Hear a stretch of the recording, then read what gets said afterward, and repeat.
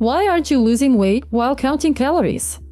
Have you ever woken up in the middle of the night with the feeling that your body is like a stranger's apartment you accidentally walked into and now can't find your way out of? I have, more than once, especially after eating yet another healthy yogurt before bed, convinced it would help me lose weight because the label said low calorie. But the calories didn't leave with me, they stayed behind, settling snugly around my waist as if they'd been eagerly awaited with open arms.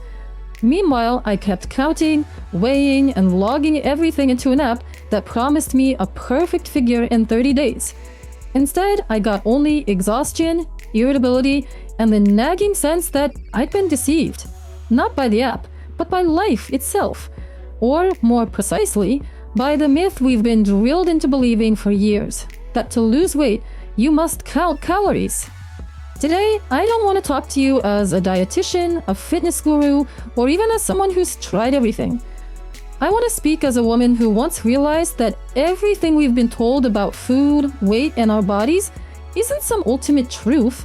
It's more like background noise, masking a much deeper, more alive, and deeply personal story. A story where there's no room for numbers on packaging, but plenty of space for your body, your hunger, your fullness, and your trust in yourself.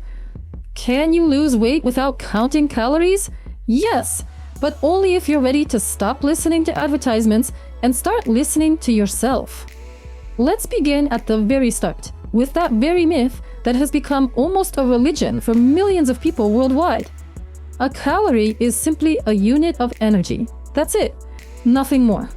It doesn't tell you what the food is made of, how your body will digest it, how your pancreas will react, how your hunger and satiety hormones will behave, or how your gut will respond. 2,000 calories from white bread and sweetened yogurt are not the same as 2,000 calories from stewed vegetables, avocado, and chicken breast. The first will send your insulin soaring as if you just received an emergency bank alert, while the second will give you steady, reliable energy, like a trustworthy friend who's always there for you. Yet we keep believing that if input is less than output, the weight will disappear. But your body isn't a calculator. It's alive. It remembers stress, sleepless nights, pain, joy, and fear. It responds not to numbers, but to context. I remember once sitting in a cafe with a friend who was strictly following a 1,200 calorie a day diet. In front of her was a salad of leafy greens, chicken breast, and a few drops of lemon juice. She looked at my avocado and egg toast with an expression as if I'd just broken some sacred law. "Don't you know how many calories are in that?" she asked. I replied, "No, but I do know that my stomach stopped hurting, my skin stopped flaking, and I stopped thinking about food every 5 minutes. She fell silent. Because, despite all her meticulous counting, she felt tired, irritable, and constantly hungry. And I didn't, not because I was eating less, but because I'd started eating the way my body asked me to. And here we come to the most important point, the real question of what actually regulates our weight. It's not calories, it's hormones, primarily insulin. When we eat high glycemic foods, white bread, sweets, fruit juices, even some healthy cereals, our blood sugar spikes sharply. In panic, the body releases insulin to clear the excess glucose. Insulin is a storage hormone.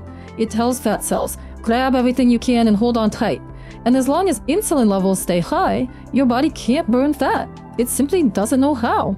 It's like trying to mop the floor while someone keeps pouring water from a bucket. No matter how much energy you expend, the water keeps coming. The same goes for fat. As long as insulin is high, fat stays put.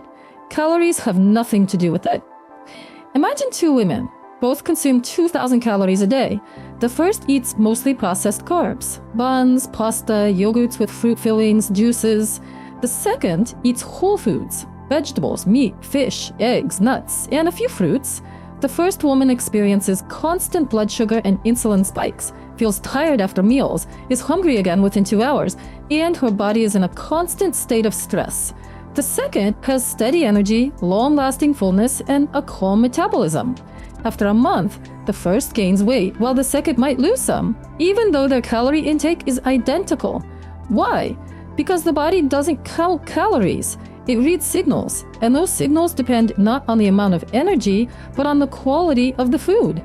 But then another question arises. What about those miracle foods? The ones promising to burn fat, speed up metabolism, or melt cellulite overnight? Buckwheat with water, green coffee, ginger tea, kefir with cinnamon, lemon water on an empty stomach. We've all tried them, or at least heard about them. And here's the most interesting part. Some of these foods really are beneficial. Buckwheat is an excellent source of fiber and protein. Ginger has anti-inflammatory properties. Lemon provides vitamin C. But none of them work like magic pills, because weight loss isn't about one food. It's about a system. It's about how you eat, when you eat, and why you eat. I once decided to run an experiment. For a whole month, I drank lemon water every morning, ate only buckwheat for dinner, and drank green tea. I didn't count calories, but I believed I was cleansing my body. My weight didn't budge. Worse, I felt irritable, weak, and constantly preoccupied with food. Then it hit me. I was simply starving myself. And starvation is stress. And stress means cortisol. And cortisol is yet another hormone that blocks weight loss. It makes your body cling to fat, especially around the belly, because evolutionarily speaking, fat is your emergency reserve. My body thought the emergency had already arrived. So no, there are no miracle foods, but there are foods that support your body. Foods that don't cause inflammation, don't trigger insulin spikes, and don't irritate your gut. These foods aren't a diet, they're a way of life. They don't require counting, they require attention. Attention to how you feel after eating. Do you feel energized or sleepy? Light or heavy? Are you hungry again in an hour or satisfied for several hours? That's your real calorie counter. Not numbers in an app, but your own body. Of course, this might seem difficult at first. We're so used to relying on external rules. Don't eat more than this. Only drink that. Avoid this or that. But those rules don't account for the fact that each of us has a unique metabolism, gut microbiome, and personal history of stress, sleep, trauma, and joy. Your body is one of a kind, and only it knows what it truly needs. Your job is to learn how to listen. How do you start? Begin simply. Before eating, ask yourself, am I really hungry? Or am I eating out of boredom, anxiety, or habit? While eating, slow down, chew, put your phone away. Just be with your food. After eating, wait 15 minutes and ask, do I feel satisfied or do I still crave more? Over time, you'll start noticing patterns. You'll realize that after oatmeal with milk and banana, you feel bloated and tired. But after a vegetable omelet, you feel light and clear-headed. That's your personal path to a healthy weight. And yes, you might lose weight. Or you might simply find harmony with your body where weight stops being the main measure of your worth. Because weight loss isn't the goal. It's a side effect of a healthy lifestyle. And health isn't about numbers on a scale. It's about how you feel in the morning. It's your energy throughout the day. It's your mood, your sleep, your skin, your digestion.